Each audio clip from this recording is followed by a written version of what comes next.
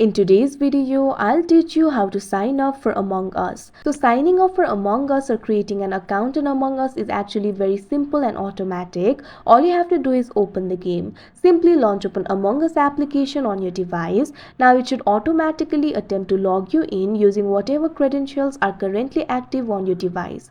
For example, if you're opening the game on an Xbox, the game will try to log you in using the Xbox Live account currently active. Depending on your device, it may ask to confirm that you want to log into your game. For example, if you're opening the game on iOS, a screen may pop up asking you to press continue to confirm logging into the game with your Apple ID. In the Android devices, all you have to do is simply verify your age. First of all, what you have to do is select the month, tap on the field of month and you'll be able to do so.